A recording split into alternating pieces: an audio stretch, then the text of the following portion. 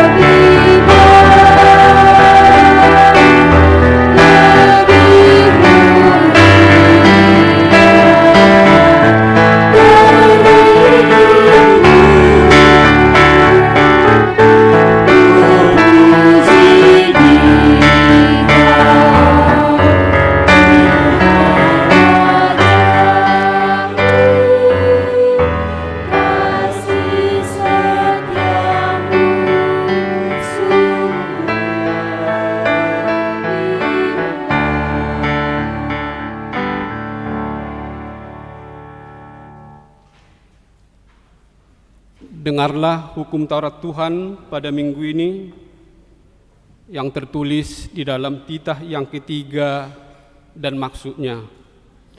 Titah yang ketiga, jangan menyebut nama Tuhan Allah dengan sembarangan, karena Allah akan menghukum orang yang menyalahgunakan namanya. Maksudnya adalah kita harus takut serta kasih kepada Allah. Sebab itu jangan mengutuki, mengumpat, memakai guna-guna, berbohong, menipu dengan memakai nama Allah. Sebab hanya dalam penderitaan, kesusahan, dan di dalam doa serta pujianlah kita layak menyebut nama Tuhan. Demikian hukum Taurat Tuhan, mari kita berdoa memohon kekuatan dari Tuhan. Ya Tuhan Allah, kuatkanlah kami melakukan yang sesuai dengan hukum-Mu. Amin.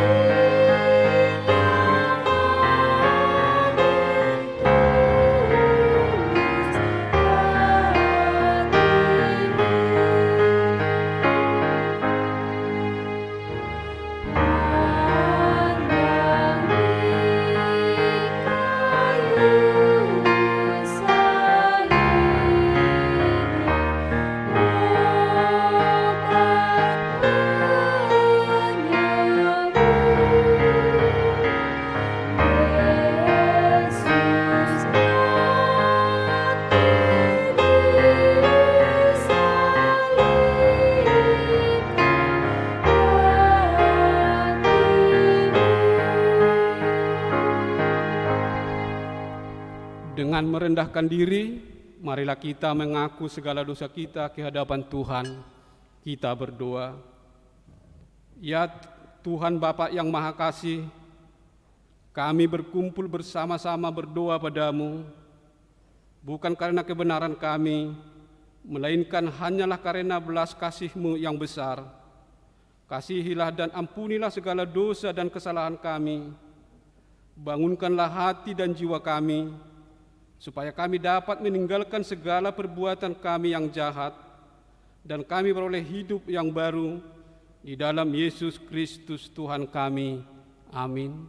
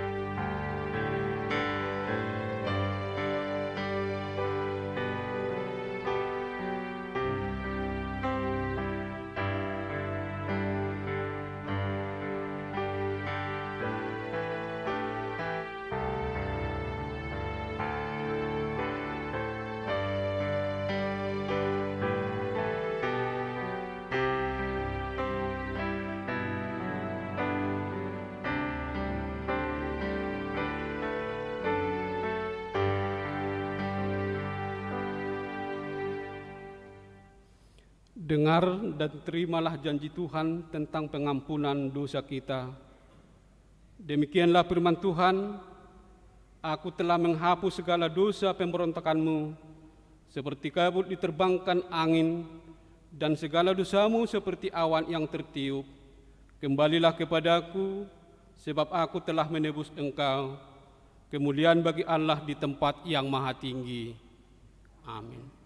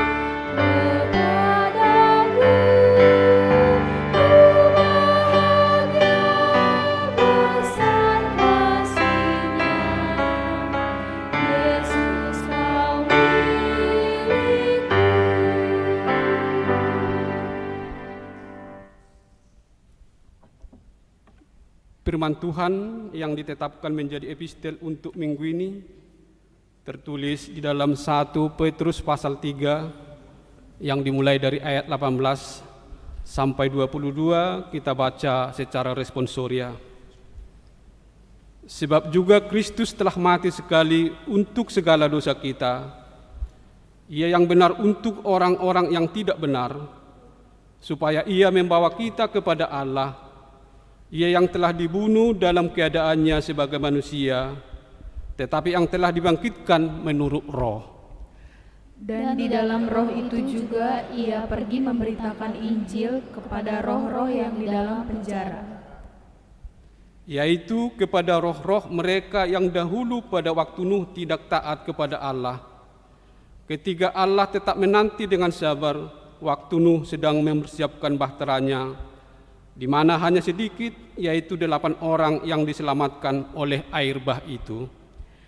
Juga kamu sekarang diselamatkan oleh kiasannya, yaitu baptisan. Maksudnya bukan untuk membersihkan kenajisan jasmani, melainkan untuk memohonkan hati nurani yang baik kepada Allah, oleh kebangkitan Yesus Kristus, yang duduk di sebelah kanan Allah setelah Ia naik ke surga, sesudah segala malaikat, kuasa dan kekuatan ditaklukkannya kepadanya. Demikian pembacaan firman Tuhan. Berbahagialah orang yang mendengar firman Tuhan serta mengamalkannya dalam kehidupannya. Amin.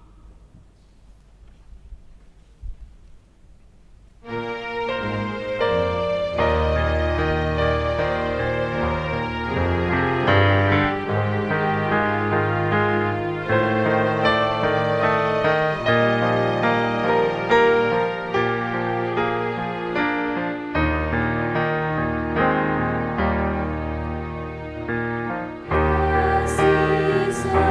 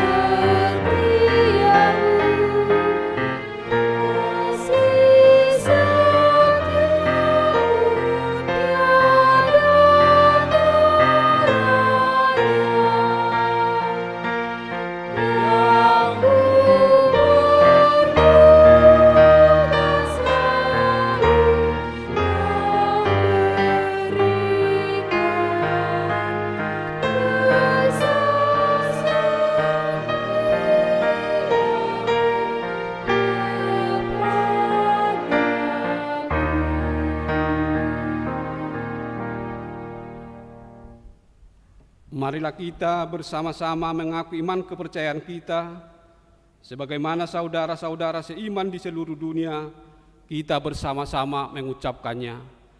Aku percaya kepada Allah, Bapa yang Maha Kuasa, Khalik langit dan bumi. Aku percaya kepada Yesus Kristus, Anaknya yang tunggal Tuhan kita, yang dikandung daripada Roh Kudus, lahir dari anak darah Maria, yang menderita sengsara di bawah pemerintahan Pontius Pilatus, disalibkan, mati, dikuburkan, yang turun ke dalam kerajaan maut. Pada hari yang ketiga, bangkit pula dari antara orang mati, naik ke surga, duduk di sebelah kanan Allah, Bapa yang Maha Kuasa. Dari sana akan datang kelak untuk menghakimi orang yang hidup dan yang mati. Aku percaya kepada Roh Kudus dan adanya satu gereja yang kudus, persekutuan orang kudus, pengampunan dosa, kebangkitan daging, dan hidup yang kekal. Amin.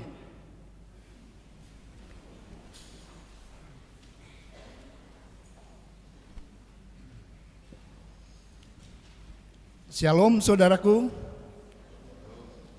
Warta Jemaat HKBP Serang, Resort Serang, Minggu tanggal 21 Februari 2021. Yang tidak kami bacakan supaya kita baca masing-masing. Yang pertama, nama minggu, Minggu Info Covid. Topik, janji dan kuasa Allah atau Padan Dohot Huasoni Debata. Menyaksikan iman maka tindakkon haporseaon. Pada kebaktian minggu hari ini tanggal 21 Februari 2021 di kebaktian remaja dan Naposobulung pukul 13 WIB lantai 3, gereja kita akan melaksanakan acara menyaksikan iman atau makatindakon haporseaon bagi seorang pemudi. Sakramen Baptisan Kudus. Pada Minggu tanggal 28 Februari 2021, gereja kita akan melaksanakan baptisan kudus anak bagi orang tua yang membawa anaknya untuk dibaptis, supaya membawa surat pengantar dari Situa Sektor. Katekisasi baptisan dilaksanakan hari Jumat tanggal 26 Februari 2021 masuk jam 15 WIB bertempat di gereja ini. Mutasi pendeta resort. Sesuai dengan surat ketetapan Eforus HKBP bahwa Bapak Pendeta Romulus Sihaan STH, Pendeta HKBP Resort Serang, dimutasi menjadi pendeta resort, Pendeta HKBP Resort Tigalingga, Distrik 6, Dairi. Dan Bapak Pendeta Beni Bonaniaik Siagian STH dari HKBP Resort Lawe Ponggas, Distrik 12 Tanah Alas, menjadi pendeta HKBP Resort Serang. Rencana serah terima hari Sabtu tanggal 20 Maret 2021 dan acara temu pisah direncanakan hari Minggu tanggal 21 Maret 2021. Ibadah rumah tangga atau pertanian sektor secara online. Sehubungan dengan pandemi virus corona, gereja kita HKBP Serang akan melaksanakan ibadah rumah tangga secara online aplikasi Zoom. 1 jam sebelum ibadah dimulai, host mengirimkan ID dan password lewat grup sektor serta masing-masing harus menampilkan nama sektornya. Warta pemberkatan pernikahan. Warta kedua, akan dilaksanakan pemberkatan nikah bagi calon mempelai laki-laki Asta Albert George Mager Siregar, putra dari Bapak Situa Hombar Siregar, Ibu Ruminta Borumar Paung. Alamat perumahan Cikande Permai, Blok K1, nomor 15, Cikande Permai. Jemaat HKBP Cikande, Resort Serang, Distrik 21 Banten.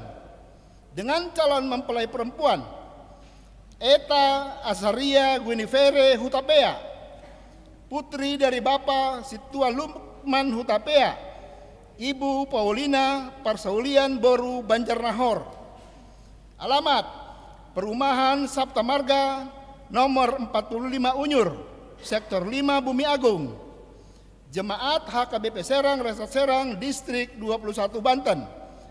Pemberkatan pernikahan hari Sabtu tanggal 27 Februari 2021 masuk jam 8.30 WIB di lantai 2 di Gereja HKBP Cikande, Resort Serang, Distrik 21 Banten. Kiranya Tuhan senantiasa mengabulkan dan memberkati rencana pernikahan mereka. Rapat-rapat tingkat jemaat atau huria. Yang pertama, rapat Majelis Tahbisan HKBP Serang. Pada hari Selasa, tanggal 23 Februari 2021, akan dilaksanakan rapat Majelis Tahbisan atau Parhalado Partohonan HKBP Serang, bertempat di lantai 1 gereja ini, masuk pukul 19 WIB. Yang kedua, rapat huria HKBP Serang akan ditentukan pada minggu yang berikut. Catatan, bagi peserta rapat akan diserahkan undangan pada setiap rapat. Almanak dan kalender HKBP tahun 2021. Gereja membagikan almanak dan kalender HKBP tahun 2021 bagi jemaat yang akan kita baca setiap hari melalui firman Tuhan yang tertera dalam almanak. Demikian juga mengajak kita menghitung hari-hari melalui kalender tahun 2021. Dihimbau kepada jemaat untuk mengembalikan amplop yang kita terima dari Situa Sektor, di mana sebagai pengganti ongkos kirim dan ongkos cetak dari almanak dan kalender tersebut. Warta keuangan dapat kita baca dalam warta jemaat masing-masing. Pelayan penuh waktu dan majelis HKBP Serang Resort Serang mengucapkan selamat ulang tahun bagi jemaat yang berulang tahun kelahiran dan pernikahan pada minggu ini.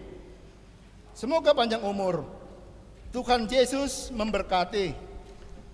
Demikian warta jemaat ini. Tuhan memberkati setiap pelayanan dan keuangannya yang masuk pada minggu ini, demi kemuliaan bagi Tuhan dan sukacita bagi jemaatnya. Amin.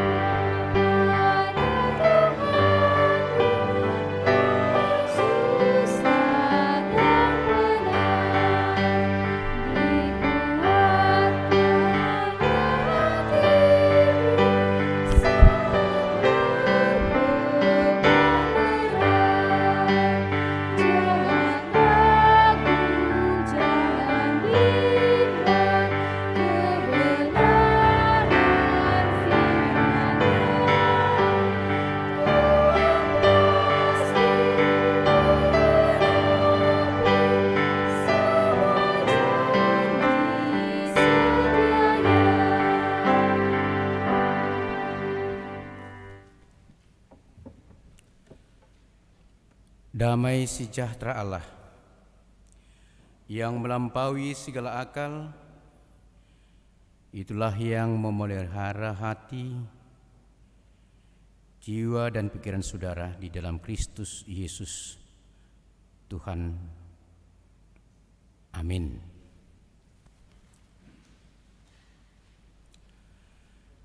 Saudara-saudara yang dikasihi oleh Tuhan Yesus Kristus, firman Tuhan yang menyapa kita pada ibadah pagi hari ini di Minggu Info Kapit terambil dari Kitab Kejadian pasal 9 mulai dari ayat 8 hingga ayat 17. Marilah kita baca secara responsoria. Demikian firman Tuhan. Berfirmanlah Allah kepada Nuh dan kepada anak-anaknya yang bersama-sama dengan dia.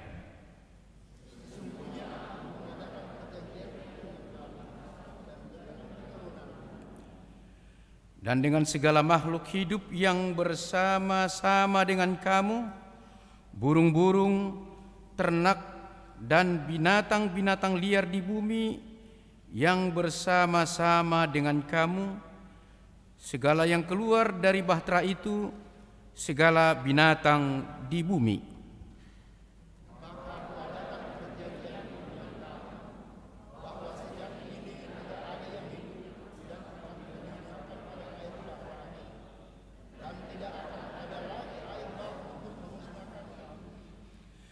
Dan Allah berfirman, inilah tanda perjanjian yang kuadakan antara aku dan kamu, serta segala makhluk yang hidup, yang bersama-sama dengan kamu, turun-temurun untuk selama-lamanya.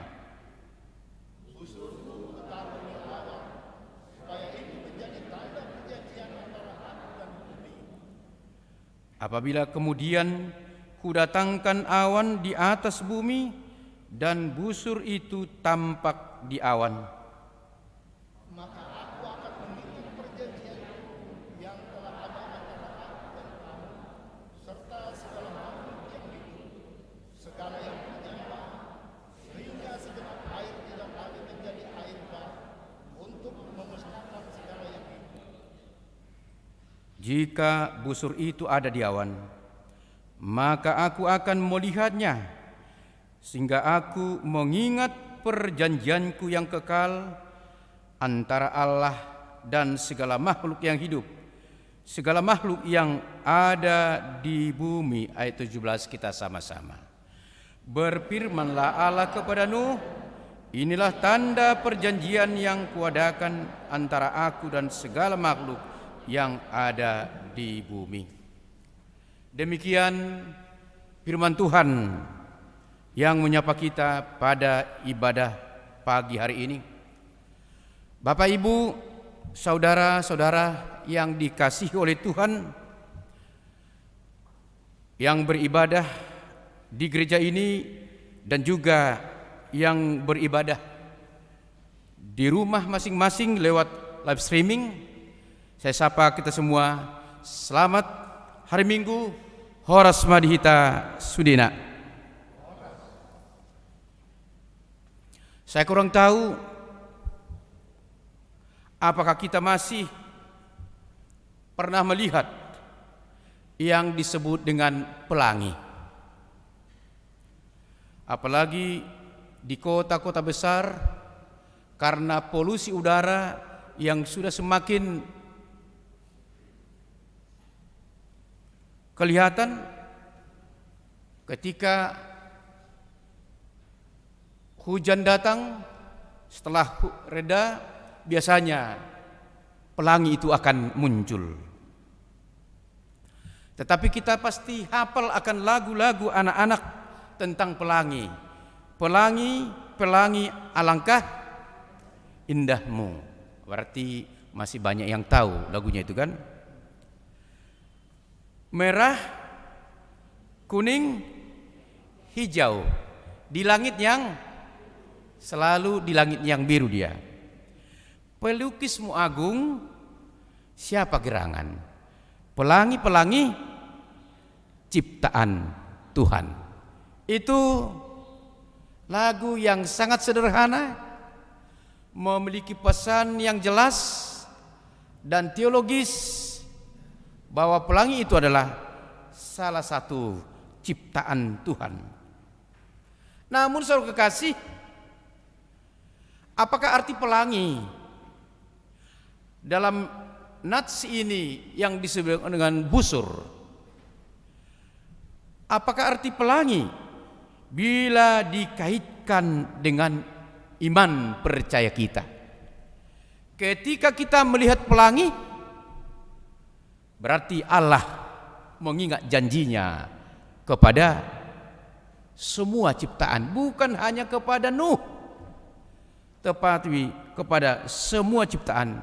Artinya ketika pelangi itu kelihatan di langit, Allah mengingat janjinya tidak akan membinasakan seluruh makhluk. Artinya di sini bahwa Allah tetap setia kepada janjinya. Jadi pelangi itu adalah tanda janji dan anugerah Allah kepada kita. Saudara yang kasih, nats ini berawal dari peristiwa air bah. Ini harus dibaca dengan peristiwa air bah. Mengapa? Kita baca di pasal 6 dan 7, yaitu karena kejahatan manusia sudah sangat memuncak. Kejahatan manusia sudah tidak bisa lagi ditolerir. Sudah memuncak kejahatan manusia. Tidak bisa lagi dimaafkan istilahnya. Membuat Allah menyesal menciptakan manusia itu. Berarti pernah Allah menyesal menciptakan manusia. Kenapa Allah menyesal? Karena kejahatan manusia di muka bumi ini. Tidak ada lagi yang baik, berperilaku baik di hadapan Tuhan di atas bumi ini. Satu-satunya Allah menghukum, membinasakan seluruh makhluk hidup. Itu konsekuensi kejahatan manusia. Tetapi ternyata Tuhan melihat masih ada satu keluarga yang masih setia kepada Allah. Masih ada keluarga yang beriman kepada Tuhan, yaitu keluarga Nuh. Nuh beserta istrinya, 3 anaknya dan 3 menantunya, jumlahnya 8 orang. Selainnya seluruh manusia di bumi sudah tidak berlaku baik lagi di hadapan Tuhan. Lalu air bah pun muncul selama 40 hari 40 malam. Datang air, baik dari atas atau dari langit, baik dari bawah, menutupi seluruh muka bumi ini. Lalu semua makhluk dibinasakan kecuali 8 orang dan beberapa makhluk binatang yang dimasukkan dalam bahtera Nuh. Itu kita sudah biasa dan sering mendengar tentang cerita Nuh dengan bahteranya. Saudara kasih, setelah air surut,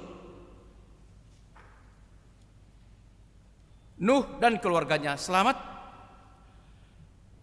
Lalu Nuh mempersembahkan kurban syukur kepada Tuhan.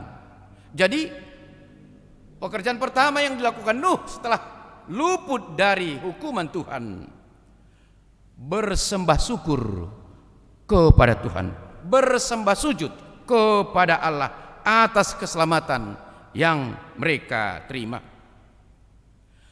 Tuhan sangat bersuka cita dan sangat menyukai persembahan Nuh itu, karena dipersembahkan dengan hati yang tulus, hati yang ikhlas.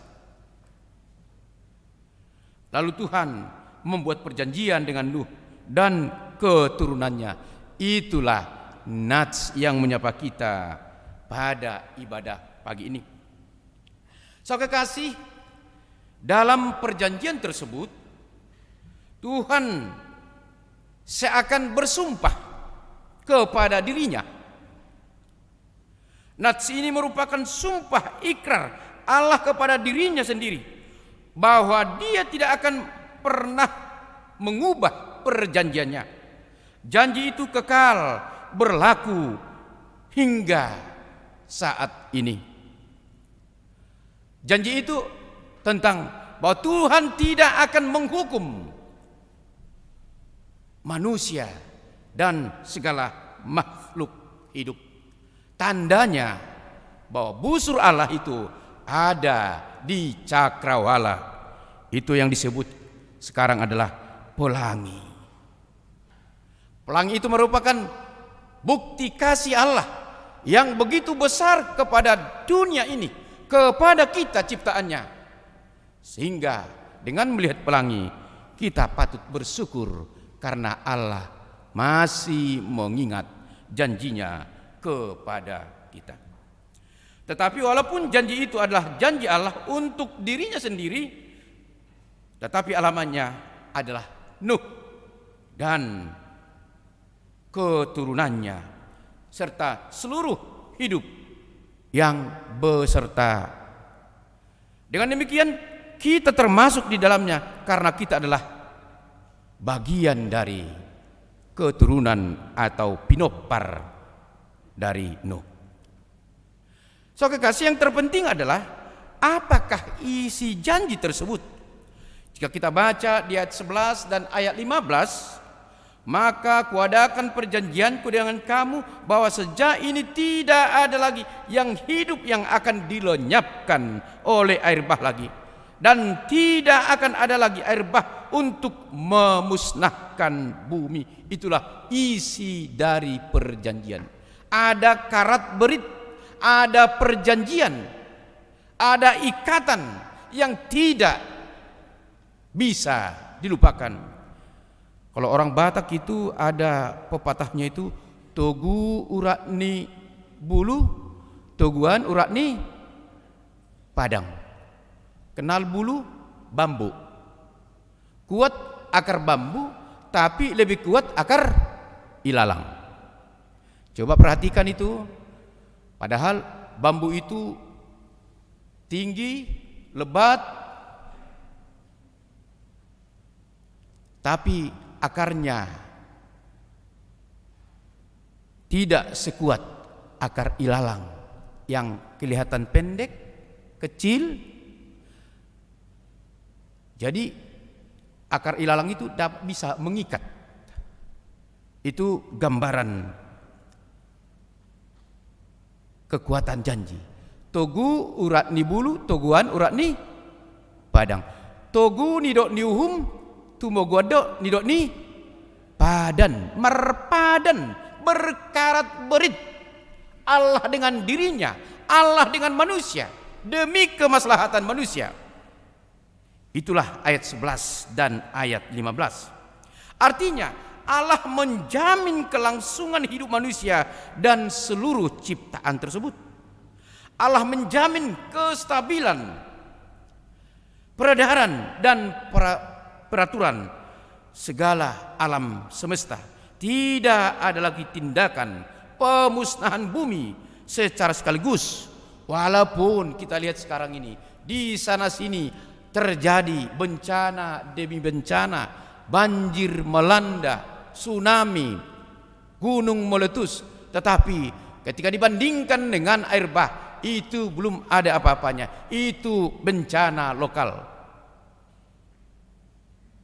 Itu merupakan peringatan dari Tuhan. So kekasih dalam Yesus Kristus, sangat jelas diterangkan oleh Alkitab, tidak ada lagi tindakan memusnahkan bumi secara sekaligus. Itu hanya sekali. Itu yang pertama dan itulah yang terakhir. Dan agar janji tersebut tidak menjadi omongan belaka, maka Allah memeteraikannya dengan sebuah tanda yang disebut dengan busur pelangi, dalam bahasa Batak halibutongan. Dalam bahasa Batak itu halibutongan. So kekasih dalam Yesus Kristus, di dalam bahasa aslinya itu bahwa pelangi itu disebut keset, yang artinya sama dengan busur panah. Alkitab sering menggambarkan bahwa Allah sebagai pemanah. Pada peristiwa dunia kuno, dalam peperangan itu selalu senjata dipakai panah dan anaknya. Seorang pemanah yang handal akan bisa mengalahkan musuhnya. Dalam cerita-cerita pewayangan juga kita lihat ada tokoh-tokoh pemanah yang luar biasa. Di sini juga di Alkitab digambarkan bahwa Allah itu memanah, membunuh, menghukum ketika manusia berlaku tidak benar di hadapannya. Tetapi di sini Allah tidak lagi memanah, panahnya itu digantung di awan. Jadi busur itu adalah panah Allah untuk menghukum. Tetapi dengan perjanjian Allah dengan manusia, busur tersebut sudah digantung. Tidak lagi terjadi pembumihangusan segala makhluk hidup.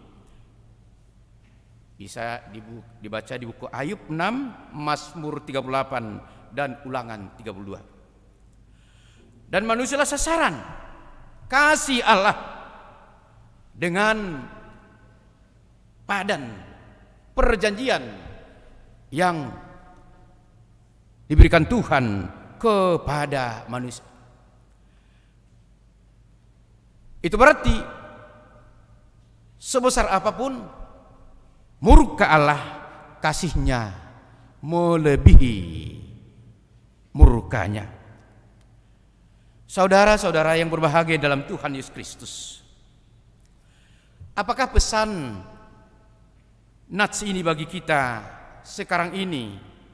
Bila kita melihat atau mendengar tentang pelangi, langsung ingatlah bahwa tanda pelangi itu adalah bukti bahwa kasih Allah jauh lebih besar dari murkanya. Bahwa kasih Allah jauh lebih besar dari murkanya. Seperti Yesaya mengatakan di 54 ayat 9 dan 10, dikatakan, keadaan ini bagiku seperti zaman Nuh, seperti aku telah bersumpah kepadanya bahwa air bah tidak akan meliputi muka bumi ini. Demikian aku telah bersumpah bahwa aku tidak akan murka terhadap engkau dan tidak akan menghardik engkau lagi. Sebab biarpun gunung-gunung beranjak dan bukit-bukit bergoyang, tetapi kasih setiaku tidak akan beranjak daripadamu, dan perjanjian damaiku tidak akan bergoyang, firman Tuhan yang mengasihani engkau. Artinya kasih Allah jauh melebihi murkanya. Jika begitu besar kasih Allah kepada dunia ini, kepada kita, tentu manusia harus meresponi kasih yang luar biasa, yang tiada tara itu. Bagaimana kita merespon kasih Allah? Dan emang itu yang diajarkan kepada kita, hidup untuk saling mengasihi, bukan hanya sesama manusia, bukan mengasihi orang yang mengasihi kita, tetapi mengasihi itu adalah cakupannya luas dan semua, bahkan alam sekitar kita harus kita kasihi, harus kita jaga, harus kita lestarikan. Itu bukti bahwa kita merespon kasih Allah yang tiada tara dalam kehidupan kita. Yang kedua yang mau diingatkan oleh firman Tuhan bagi kita, pelangi itu menjadi peringatan atau warning bagi kita. Setiap kita melihat pelangi, kita harus mengingat betapa mengerikan bila Tuhan sempat murka kepada kita.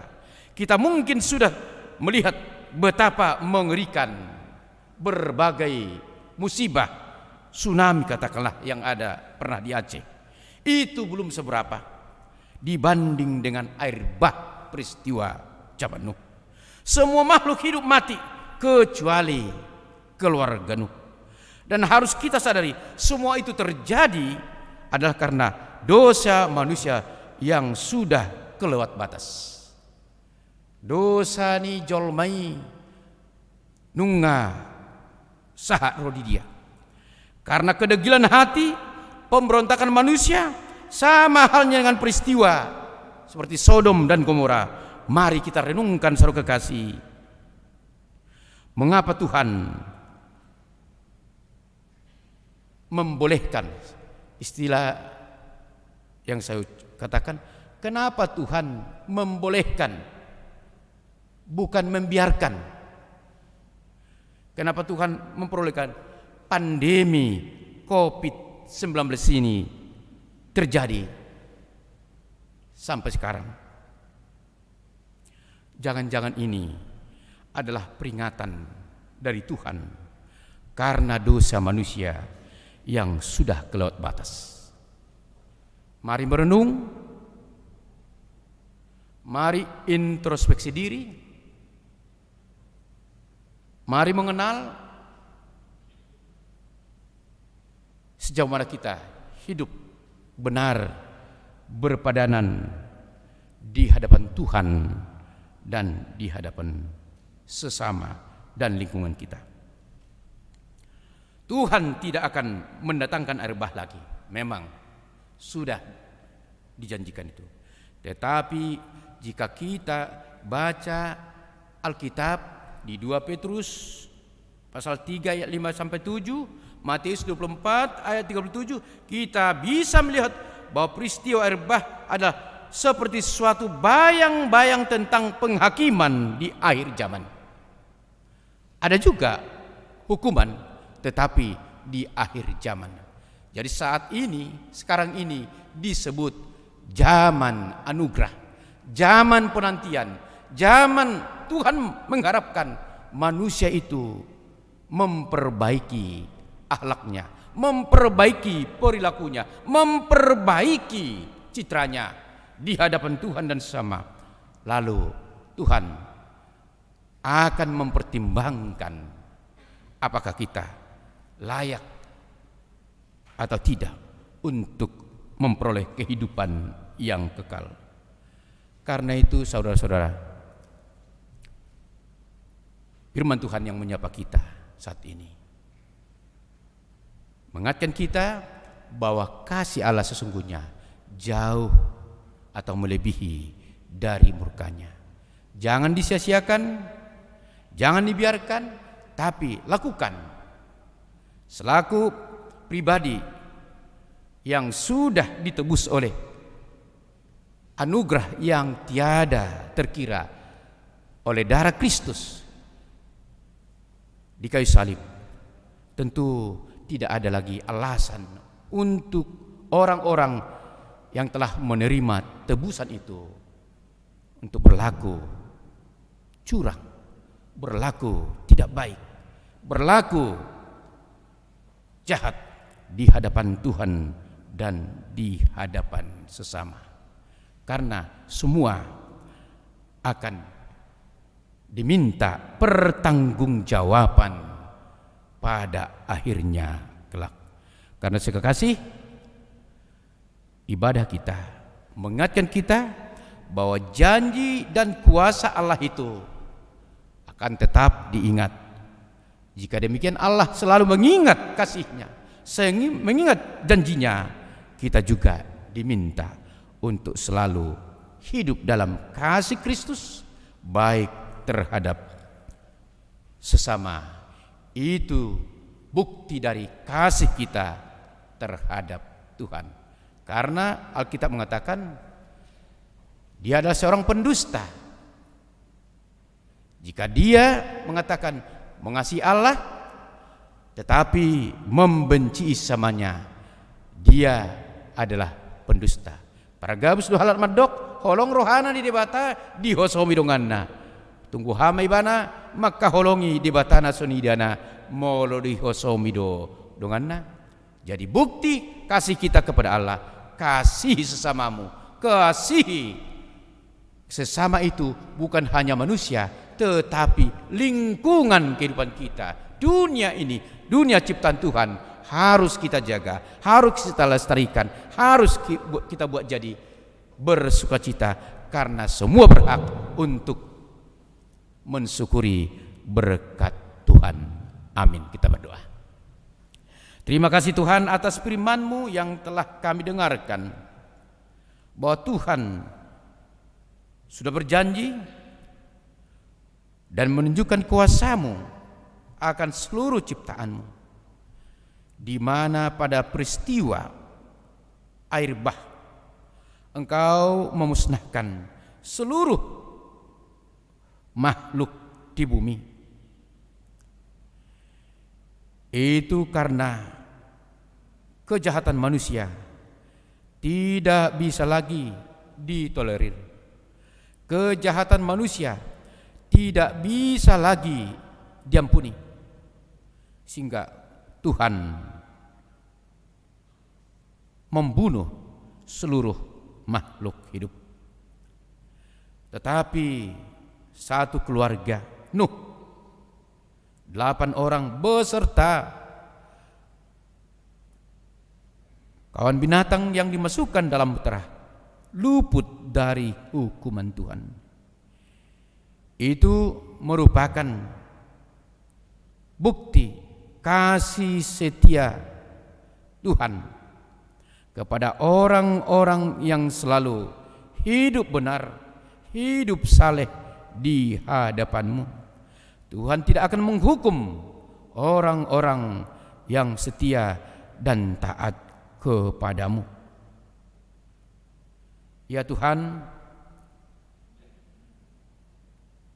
firman ini mengingatkan kami, terlebih saat ini Tuhan, di masa-masa sulit ini, di masa-masa yang berat ini, menghadapi berbagai masalah pribadi, keluarga, masalah global yaitu pandemi corona.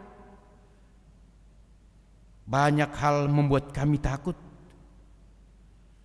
Tetapi jika kami bersandar dan berharap pada Tuhan, Tuhan akan menjaga, memelihara, bahkan meluputkan kami dari segala bahaya tersebut.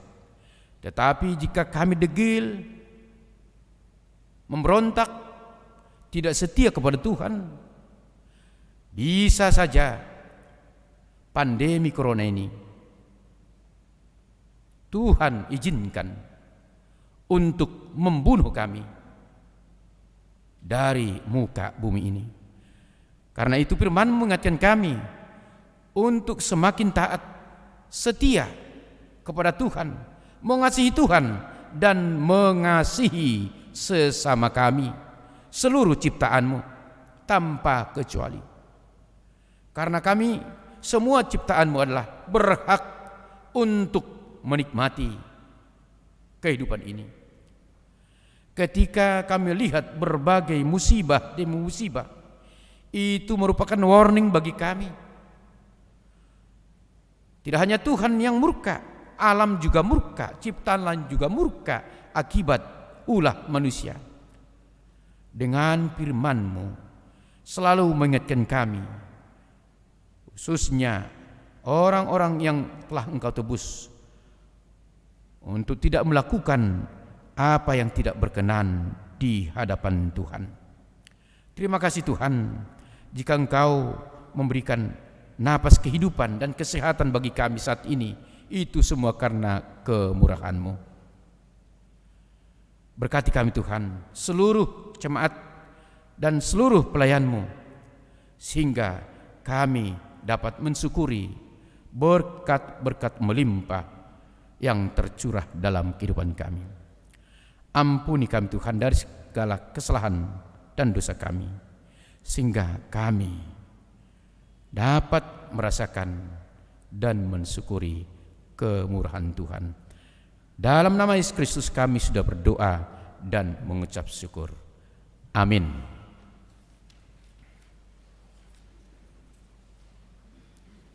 Kita bernyanyi sambil menyerahkan persembahan ke depan.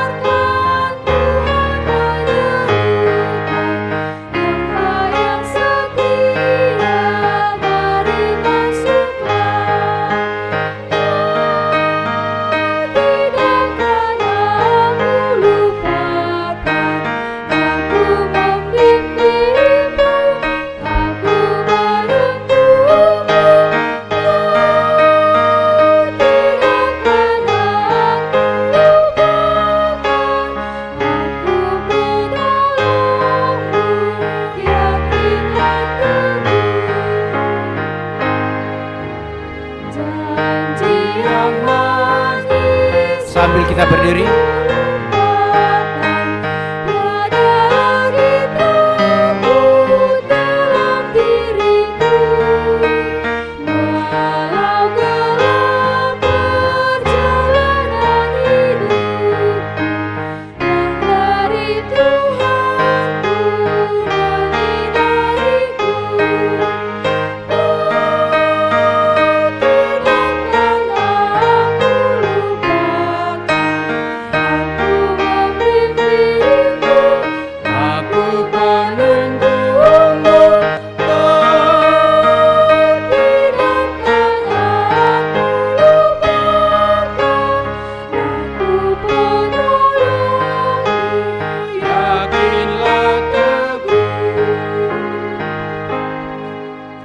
marilah kita berdoa untuk menyerahkan persembahan kita kepada Tuhan. Ya Allah Bapa kami yang di surga, kami mengaku bahwa Tuhan adalah sumber dari segala karunia yang melimpah dalam kehidupan kami masing-masing.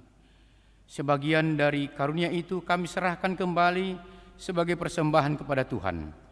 Terimalah dan berkatilah persembahan umat-Mu ini, agar dapat kami pergunakan untuk pekerjaan dan pelayanan kerajaan Tuhan di dunia ini. Bukalah hati kami untuk mengenal betapa banyak berkat dan karunia yang kami peroleh dari Tuhan, supaya kami senantiasa bersyukur kepadamu di dalam nama Yesus Kristus Tuhan kami. Amin. Tuhan karuniamu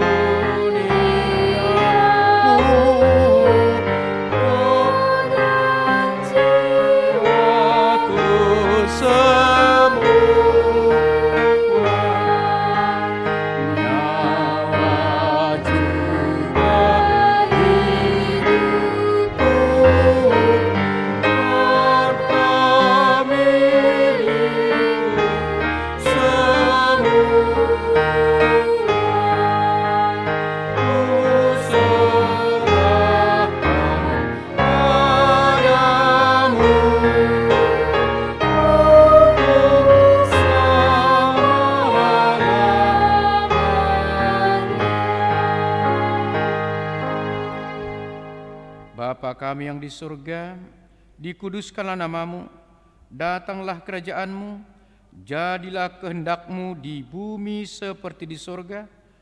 Berikanlah kami pada hari ini makanan kami yang secukupnya, dan ampunilah kami akan kesalahan kami, seperti kami juga telah mengampuni orang yang bersalah kepada kami. Dan janganlah membawa kami ke dalam pencobaan, tetapi lepaskanlah kami daripada yang jahat. Karena Engkau punya kerajaan dan kekuasaan dan kemuliaan sampai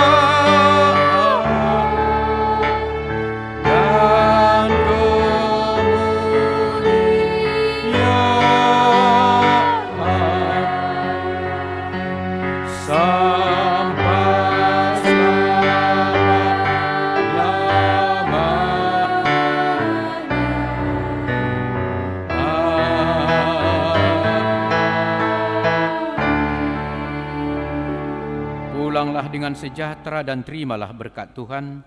Tuhan memberkati engkau dan melindungi engkau.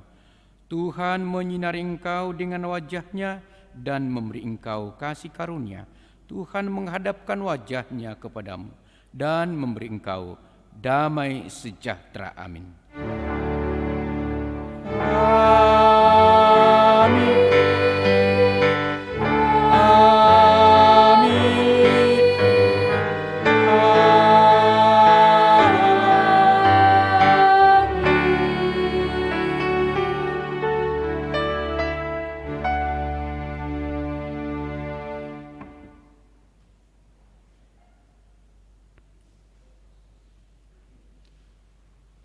Selamat hari Minggu, Horas Dihita Sude. Pulanglah dalam damai sejahtera.